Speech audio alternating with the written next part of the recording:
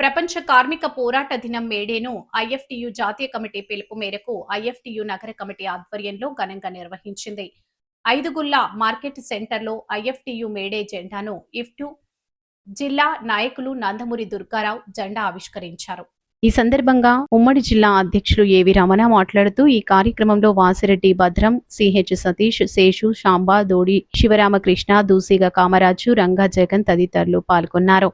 ఆర్యాపురం అడితి సెంటర్లో Rajahmundry workers union ఆధ్వర్యంలో May Day జెండాను దమ్ము తాతారావు ఆవిష్కరించారు. ఈ సందర్భంగా ఏవి రమణ, డి శ్రీనివాసరావు చిన్న మాట్లాడారు.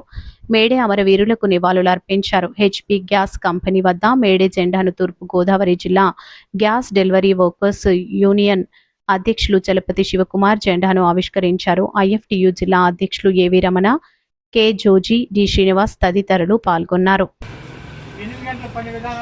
తర్వాత అనేక సౌకర్యాలు సాధించుకుంటూ మేడేని జరుపుకున్నాం. కానీ ఈనాడు మేడేకి ఒక ప్రత్యేకత ఉంది.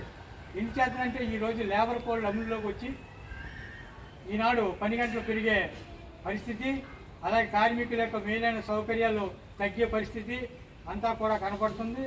దానికోసం ఇప్పుడు మనం ఈ మేడే సందర్భంగా ఒక ప్రతిజ్ఞా దినంగా చేయాలి. ఎందుకంటే మేడే మృతవీరులు ఆ 140 సంవత్సరాల కిందట మనకి రక్త తర్పణ చేసి 8 గంటల పని దినం కోసం వాళ్ళు పోరాడి వాళ్ళ రక్తంలో తెచ్చినటువంటి ఈ జెండాను మనం ఎగరేసుకుంటున్నాం ఇప్పటి వరకు.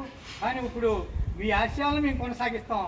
మేము ఖచ్చితంగా 4 లేబర్ కోడ్లకు వ్యతిరేకంగా పోరాటం చేస్తాం. మనం ఒక దీక్షాదినంగా ఈనాడు మేడేని జరుపుకోవాలి. దీనికి అన్ని కార్మిక సంఘాలు, భారతదేశంలో అన్ని కార్మిక సంఘాలు ఐక్యంగా పోరాడుతున్నాయి. 4 లేబర్ కోడ్లు ఎత్తివేయాలని చెప్పి ఈ సందర్భంగా ఈ మేడే మన మెమో కార్డ్